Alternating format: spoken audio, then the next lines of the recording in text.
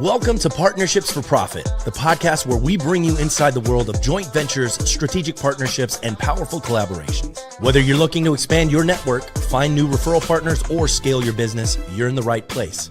Let's get started.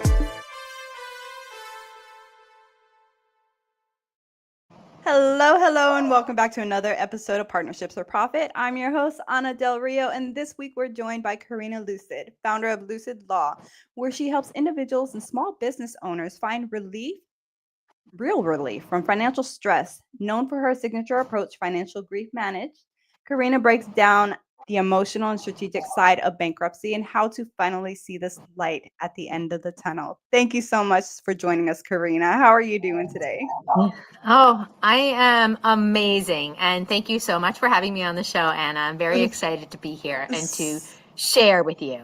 So excited that you are here. We had such a great talk before jumping on this show. That's why we're running slightly behind, but not a problem at all. Why don't you go ahead and start us off with, telling us a little bit about your background, where you're coming from and yeah, share. Okay. So I'm actually literally going to start by sharing about my background, like my actual background. Love it.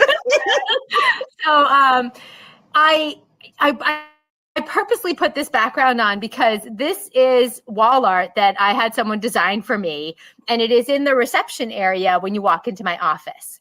And the whole office is shades of this robin egg blue and tones of yellow, and it has essentially the feeling of walking into a breath of fresh air. There's, a cloud imagery on the conference wall, and the reason is because we want people to walk in and be able to know that when they come here, they're going to get relief. They're going to be able to breathe again.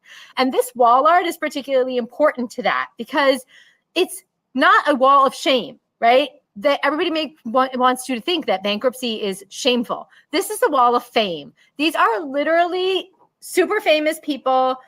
You got Henry Ford, Walt Disney, Tom Petty, Abraham Lincoln, P.T. Barnum. I mean, the list goes on and on and on, right? Lil Kim, 50 Cent. I mean, and this is just a tiny, tiny, tiny sample of the people that we know and love and think are amazing. And they have phenomenal reputations as being super successful. But they at one point had financial hardship and they had to overcome it. And that's the whole point, is being able to go through the hard time with the humility and self-respect to say, I need a fresh start. I'm going to reset and I'm going to do what's best for me and I'm going to move forward. And that's what we're here for. Absolutely. And you know what? That actually brings me into, let me go ahead and just be vulnerable with you right now. So I went through a divorce probably, like the beginning of 2021. Single mom to two beautiful kids. I mean, they're adults now, but still, struggling through that whole, trying to find myself financially and things like that. I actually did have to file bankruptcy myself. And it really does kind of take a toll on you. And there was so much embarrassment, so much shame. I kept it hush hush. But, after talking with you before this and knowing or feeling how comforting, it felt to speak with you and kind of just, I don't want to get emotional, but it was truly a hard time. I imagine that you have this experience this all the time. Yeah. And thank you so much for opening up about that. And your story is beautiful and it's important to share. I can't tell you how often I have people come to my office just like you. Mm-hmm. And, so when people come into my office, right, like I used to have a box of tissues on the conference room table. I actually still have the box of tissues, but when in the old office, when I had everything set up like, a traditional law firm, wood and very stark colors and very, legal professional look. People would come in and they would feel like really intimidated. And like, it was like I was judging them the minute they walked in the door. And it took a really long time for me to overcome that and show them that they were not being judged, that we were going to be able to help them through it. And so with redesigning the office to that breath of fresh air look, right? That was part of it, where someone like you walks into the office feeling overwhelmed with shame, feeling like crying, right? Instead of reaching for that box of tissue, right? People walk in now and, okay, so it used to be that like by the end of like a half hour of conversation, and like giving people some sense of like what we were going to be able to do to help them and what their life might look like at the end of the process. And, what financial relief was really going to look and feel like. That was really hard conversations, right? And at the end, people would walk out of the office and they would give me a hug and they would be like, I'm so glad that I came to talk to you. But they would come in and there would be like tears, like literally all the time. Like, I'm not kidding about the box of tissues. It's real. And right? Yes. And the thing is, I would have the situation where, people would just get to that point as they were leaving the office. And I said, you know what? I don't want people to have to take up that much of their time for the free consultation, overcoming that shame, that grief, right? So we redesigned everything. And now people walk into the office, and while they're sitting in my waiting room, they're looking around, right? And they're saying, I'm not alone. And I didn't do anything wrong. And I got here because life is hard and life dealt me some curveballs, right? And by the time they walk into the conference room to sit down with me, now people are ready to talk about, rebuilding, and they're ready to talk about getting to the other side. And we have much more productive meetings, which is great. But I also, it's amazing because like they walk in and they say, wow, like, I know you're going to be able to help me. I know I'm in the right place. And that box of tissues typically sits there unused now. And it's amazing. Oh my goodness. From that simple it seems like a very simple transition of like redesigning the atmosphere. That changes so drastically. It sounds wow. Yeah. It's amazing what an incredibly drastic change and what a meaningful change it is. And, so going back to your story, right? I have the unique position of having been what's called a collaborative divorce attorney. I never did divorces. That wasn't my thing. But what I did was I got collaboratively trained to be able to be a neutral third party to give couples advice during their divorce proceedings to help them avoid, one or the other having financial difficulties that were unnecessary. And the reason I did that was because and this is, going back to when the housing market was in the turlet. There's no, back in 2008, 2008, 2009, right? The housing market was devastated. And so I would find myself talking to my divorce lawyer friends about how their clients were fighting over the liabilities. Who was going to have to pay for this bill or that bill, right? And there wasn't assets with equity to share. So it was really important to help people to understand, like, you could do a bankruptcy prior to your divorce, and you could get rid of the debt collectively and then just divvy up, whatever the childcare responsibilities or, deciding who's going to stay in the marital home, without having to deal with the liability side of it. And it's really important because when you go through a divorce, not only is it emotionally draining, as you know, right? But it's super expensive. And I had so many cases where people would come to me and they would be like, I ran up all my credit cards to pay my divorce attorney. I used up all my savings. I spent down my 401k, like people, the stories that people would tell me about how hard divorce is, and how expensive divorce is. I wanted to do something to proactively try to help people course correct early on. Right. And sometimes the answer was, you know what, look, most of the debt is in one person's name.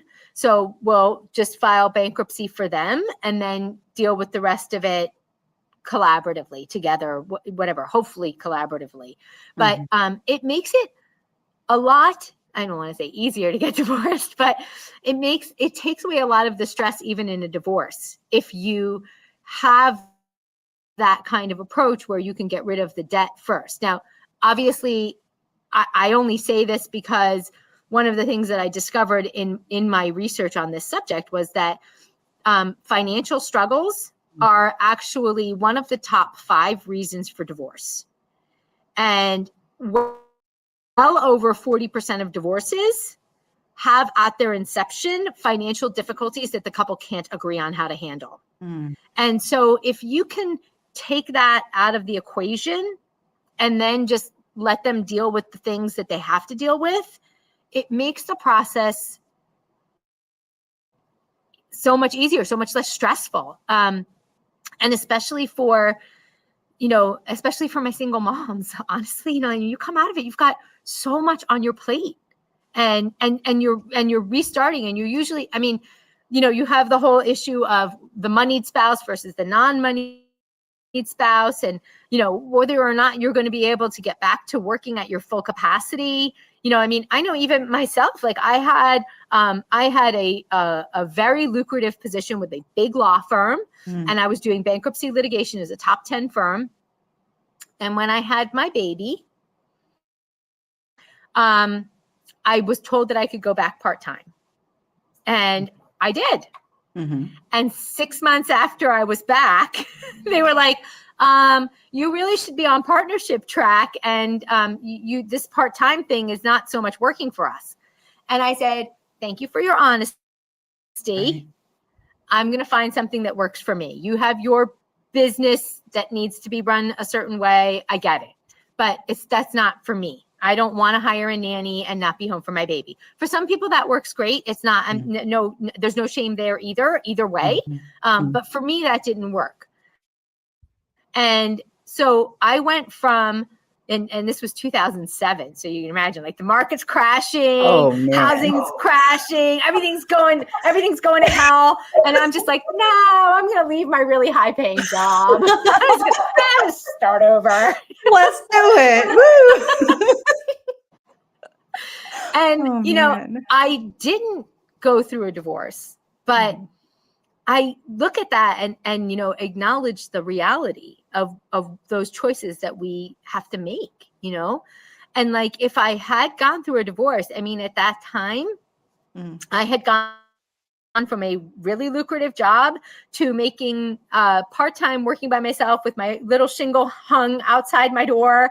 Like, I was making under $40,000 a year, but I was like, I'm my kid's mom. Woo!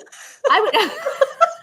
A divorce at that time would have crushed me. Yeah, exactly.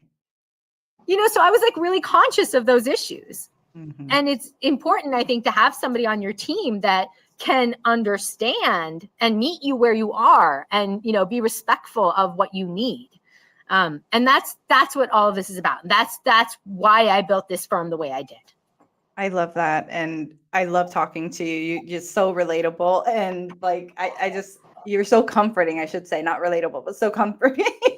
I can't stop saying that word. Okay. So you call your philosophy financial grief managed. What kind of grief? We kind of established that, but do people really go through before they finally ask for help? Oh, okay. So I wrote a little book that I actually should send you a copy. Yes. Yes. And it's just called Bankruptcy: A Fresh Start, right? And maybe I should rename it because that's oversimplifying. But the book actually follows the 7 stages of grief. Oh. And it goes through what people suffer when they are dealing with financial hardship.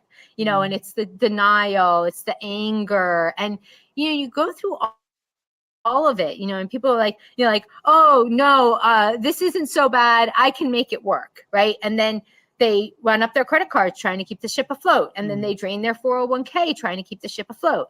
And then they are like, then they're confronted with, the anger of like, why is this happening to me? I'm a good person. I always paid my bills on time. This isn't fair. This isn't who I am. And they're judging themselves. That's where that anger comes from, and they assume that everybody in the outside world is judging them, but they're not able to make themselves vulnerable enough because they're too busy judging themselves. Right. So that's where, like the denial, and then you go into the anger, and then, you go through the stages, and people will go through the issues with like, oh, I can't file for bankruptcy. It'll destroy my credit. I'll never be able to rehabilitate. I'll never be able to like function as a normal person in society again.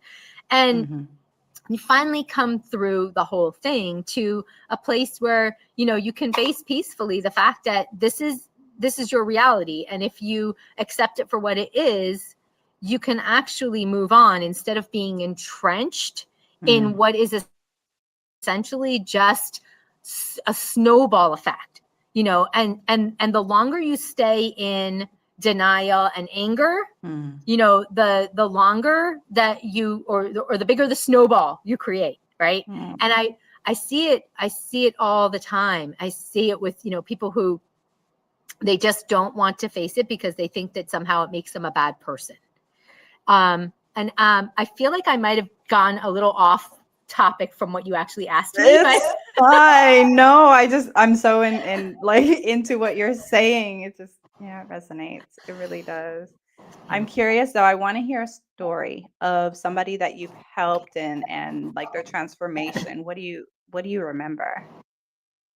Okay. So I'm so glad you asked me that question, because I want to start with the first story I want to start with is actually, so in my conference room, I was telling you before we came on, and I have this big cloud image when you walk into the conference room, right? And it almost looks like, like the Holy Spirit kind of descending on you with the rays of light. Yes. And it says, chapter 7 is heaven. Okay. Now, here's where that came from. That's why I love this story. So I had a client who was a divorce attorney, and this client had their own firm, and the firm was kind of, hemorrhaging because they were trying to grow, and they were investing a lot in, marketing and branding and, staff and tech and, a really nice office space and all the things that like we're supposed to do to try to build our business. Right. Right. But things just were not clicking fast enough, and they were running out of money. And they had ended up, not being able to consistently pay their own salary. So they weren't able to take consistent owner's draws or actually pay themselves a salary. And they came to me saying, I don't want to file for bankruptcy because I'm going to have to go to, when you file for bankruptcy, it's a public filing, right? And you go to what's called a 341 meeting, which is a meeting where your creditors are allowed to come and where you have a trustee that is a fiduciary that oversees the process, and they ask you questions about like how you got where you are, blah, blah, blah. And so this particular client, being an attorney, was like, very conscious of that and very concerned about their reputation. Right. Makes sense. And they were like, well, what if somebody I know is in that room and sees me, and I was like, it's okay. That room is everyone like you, like you're going to be in a room with a bunch of other people who are in the same type of situation as you. They're not going to be judging you. And, if they're an attorney representing someone like you, then their job is to help people like you. So they're not going to be judging you, right? Like you couldn't be in a more judgment-free zone. Right. But it's hard to accept that. It's hard to believe that that's reality, right? So this client finally first they started with well, let's see if we can do some kind of debt settlement. Let's try to negotiate my debts. And it was just, you still have interest building up on the credit cards. You have fees and everything else now, right? So it's snowballing. Right. And you're stuck in this dark tunnel trying to fend off all of these things. And so there's your financial grief, right? And it's not being managed. Right. That is a problem, right? So, I was able to convince them to do a Chapter 13, which is an individual reorganization of your debt. So a Chapter 13 is actually like a true debt consolidation, because all your debt comes under the umbrella of the bankruptcy court. You get a plan with one monthly payment. No creditors are allowed to come after you. No one's allowed to file a lawsuit, try to collect from you. All that stops immediately, right? And you get one payment that you make to the bankruptcy trustee, and they distribute to your creditors. And your creditors they get what they get, and they don't get upset. They're not, that's it. You're done, right? Is that a tagline? They get what they get and they're not upset. That's it. That might become a tagline. We'll work on that. I love it. But it's like that is the whole thing of managing your financial grief. So I was still trying to convince this particular client, though, that they really needed to let go and just file a Chapter 7 and let me actually wash out their debt. And they were like, no, I'm going to still, I'm pounding the pavement. I'm going to make this work. And so they were bringing in enough money into the business to make the financial plan in the Chapter 13 feasible. So they were, they were like, they felt good about that. And I get that. But I kept telling them, hey, this is not a good long-term plan. You should be really hitting the restart button. And all you need to do is, stop throwing good money after bad for a little while so we can qualify you for a Chapter 7, because that's really where you should be. And it took a little over a year of being in the Chapter 13 and feeling the burden of making that monthly plan payment, which they were able to make it appear in their balance sheet that this was really viable. And, we made it work. But when they finally realized that they were not going to be able to keep up with it long term, and they were just like, just pull the plug. I can't do this anymore. Right. So I was like, oh, thank God. So we let the Chapter 13 dismiss. And we then filed, there's a couple of different mechanics. There's a couple of different ways to do it. In this particular case, we let the Chapter 13 dismiss, and then we filed a Chapter 7 a few months later. And when they got through the Chapter 7, their credit score jumped up to 720, like a few months later. They actually, it was so funny because this is going back to the beginning of the story. About 4 months into the Chapter 7, before this client had even gotten their discharge, right? And I got this text message saying, oh my God, my credit score is already up to a 710.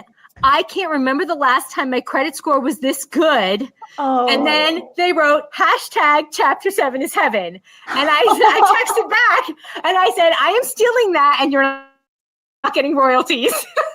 Yes. Like, you're welcome.